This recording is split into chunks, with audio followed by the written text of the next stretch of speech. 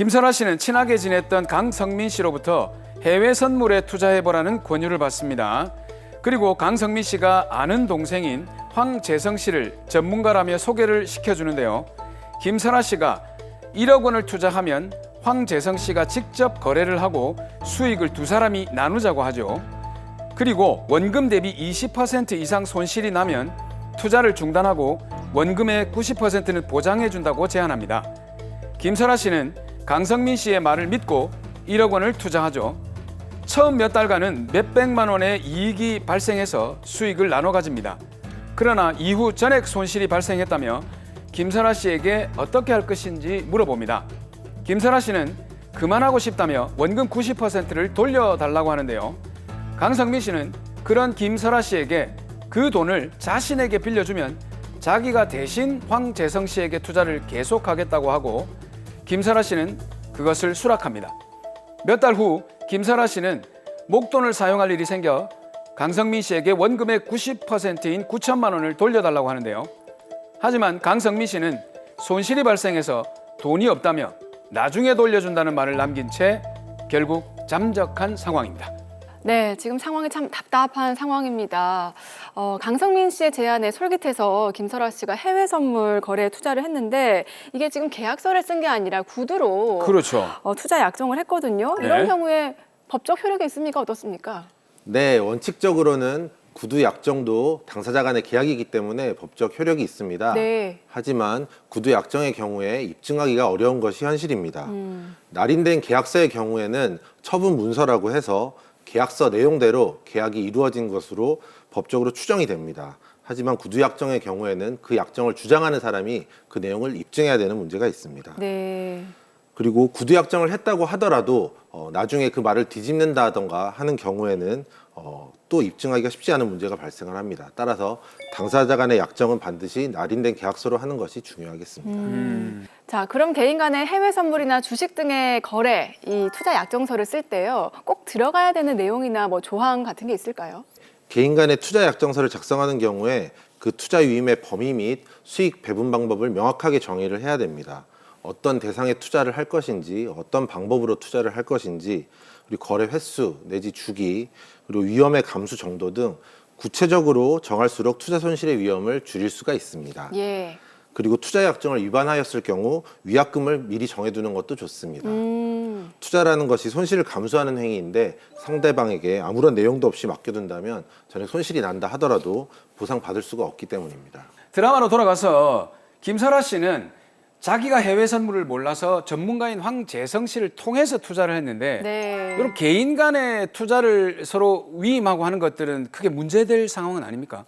네, 원칙적으로 다른 사람의 금융 투자를 대신하는 것 자체는 사적 계약의 영역으로 문제될 것은 없습니다. 네. 친구나 지인의 주식을 대신 운용해주는 경우도 흔히 볼 수가 있죠. 하지만 황재성 씨는 현행법을 위반한 부분이 좀 있는 것으로 보입니다. 오. 근데 황재성 씨도 김설아 씨와 개인 간 뭐 그냥 거래를 한 건데 어떤 법을 위반을 했을까요? 제가 조금 더 조사를 해봤는데요. 예. 황재성 씨는 단순히 김설아 씨의 돈만을 개인적으로 맡아서 금융 투자를 한 것이 아니었기 때문에 현행법을 위반한 점이 있는 것으로 보입니다. 예. 황재성 씨는 김설아 씨뿐만 아니라 여러 사람과 계약을 해서 금융 투자를 대신해주고 있었는데요. 그 과정에서 다른 사람 부분에 있어서는 손실이 났던 것이 보입니다. 네. 자본시장과 금융투자업에 관한 법률, 약칭해서 자본시장법이라고 하는데 자본시장법은 금융투자와 관련된 일을 업으로 하는 것을 엄격하게 규율을 하고 있습니다. 네. 황재성 씨는 금융투자를 일임해서 하는 일을 영업으로 한 것이기 때문에 자본시장법을 위반한 것으로 보입니다. 자, 자본시장법은 저희가 처음 다루는 것 같은데 자세히 좀 설명을 해주시죠. 자본시장법은 증권, 선물, 옵션 등 투자자 보호가 필요한 금융투자 상품에 대해서 규율하고 있는 법규입니다. 금융투자 상품이란 이익을 얻거나 손실을 회피할 목적으로 현재 또는 장래의 특정 시점에 금전 등을 지급하기로 약정함으로써 취득하는 권리인데요. 기본적으로 투자성이 있어야 됩니다. 예. 자본시장법은 금융투자 상품에 대해서 투자 매매, 투자 중개, 집합투자, 투자 자문, 투자 일임 등을 하는 것을 영업으로 하는 경우에 금융위원회의 인가를 받거나 등록하도록 하고 있습니다.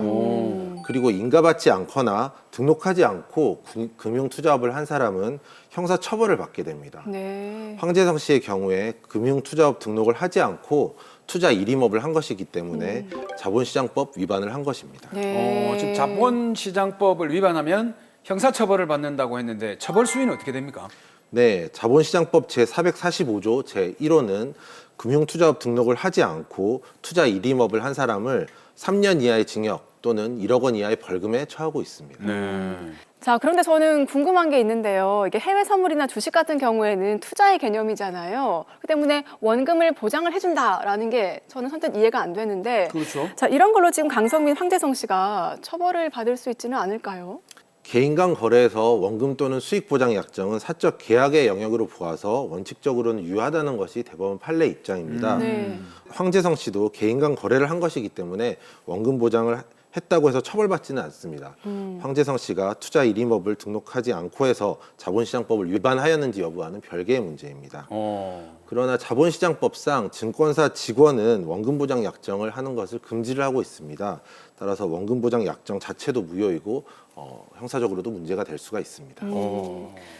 자, 그럼 지금 다시 드라마로 돌아와서요. 강성민과 황재성 씨가 원금의 90%를 보장을 해준다고 해놓고 잠적을 했단 말이에요. 그렇죠. 이게 아무리 원금 보장이 사적 계약의 영역이긴 해도 이게 좀 사기성이 짙어 보이는데요.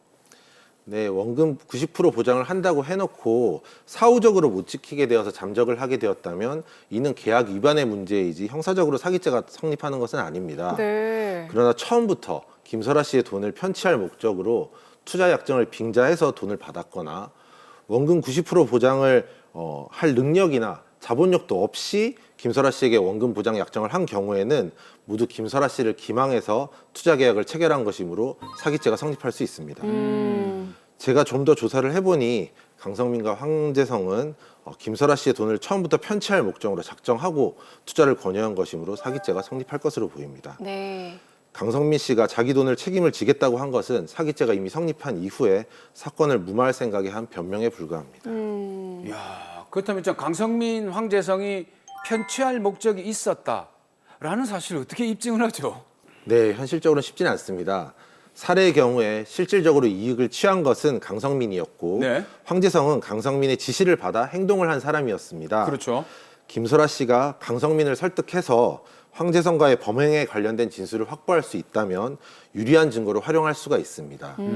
강성민은 김설아 씨에게 이런 범행 사실을 털어놓음으로써 자신의 형을 경감받을 수가 있기 때문에 이러한 전략이 유효한 경우가 많습니다. 그리고 문자 메시지, 금융거래 내역, 녹취록 같은 것들을 증거로 활용해서 처벌을 받게 할 수 있을 것입니다. 자, 만약에 그럼 사기죄가 성립이 된다라고 한다면 투자한 1억 원을 다 돌려받을 수가 있습니까? 네, 사기죄가 성립한다면 투자한 1억 원 자체를 손해배상금으로 돌려받을 수가 있습니다. 네. 그러나 강성민 씨나 황재성 씨에게 집행할 재산이 있어야 현실적으로 돌려받을 수가 있을 건데요. 그렇죠. 이런 분들의 경우 본인 명의의 재산은 없는 경우도 많기 때문입니다. 이러한 이유에서 형사고소를 하는 것은 상대방에 대한 강력한 압박 수단이 되고 있습니다. 네. 근데 저는 요즘에 그 휴대폰으로 급등주 아. 종목을 쫙 설명을 해주고 거기에다 또 이제 라이브까지 켜가지고 계속해서 오를 그 주식 종목에 대한 정보를 주거든요. 맞아요. 리딩방이라고 하던데 이런 건 어떤 그 법에 저촉되거나 그러지 않습니까? 네, 저도 많이 받아보고 있는데요. 네. 대중을 상대로 해서 이런 주식과 같은 금융 투자 상품에 관한 정보를 제공하기 위해서는 네. 자본시장법에 따라서 금융위원회에 신고를 해야 됩니다. 하지만 이런 리디방 업체들은 대부분 이런 신고를 하지 않는 무인가 업체들이기 때문에 마구잡이로 스팸성 문자를 보내면서 자본시장법을 위반하고 있는 것입니다. 그리고 이런 리딩방 같은 경우에 주가 조작 등 여러 가지 불법 행위들이 만연하고 있어서 각별한 주의가 필요하겠습니다. 네. 일단 문자가 오면 다 삭제를 하도록 하겠습니다. 열어보면 안 될 것 같아요. 자, 최근 또 재테크에 대해서 사람들이 많이 관심을 가지잖아요. 그렇죠. 젊은 층뿐만이 아니라 노령층도 퇴직금이나 노후 자금을 빼서 또 해외 선물에 투자를 하기도 하고 주식에 투자를 하기도 하는데 네. 자, 이런 투자 약정을 할 때 꼭 이것만은 주의를 해야 라고 한다면 어떤 게 있을까요? 투자라는 것은 그 위험성을 수반하는 그런 행동이기 때문에 아무리 믿을 만한 사람이라고 하더라도 개인 간의 금융 투자 상품에 대해서 투자 약정을 하는 것은 권유를 해드리지 않습니다. 네. 정식으로 등록되거나 인가받은 증권회사 같은 그런 금융 투자 회사를 통해서 안전한 투자를 하시기 바랍니다. 또 그렇게 해야 또 문제도 안 생기겠네요. 네. 네. 자, 마지막으로 의뢰인 김설아 씨에게 한마디 부탁드리겠습니다. 김설아 씨, 철석같이 믿었던 강성민 씨와 황재성 씨에게 투자 손실을 입어서 많이 속상하셨죠?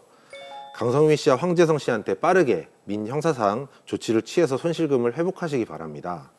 아까 설명드린 것처럼 강성민 씨와 황재성 씨도 서로 이해관계가 다른 것으로 보이기 때문에 둘을 상대로 법적 조치를 취하면 각자 자신의 죄를 경감받기 위해서 서로 상대방을 공격할 가능성이 많습니다. 이런 상황을 잘 이용하셔야 될 것으로 보입니다. 이를 위해서는 저와 같이 금융범죄에 정통한 형사 전문 변호사와 사건을 진행하셔야 됩니다.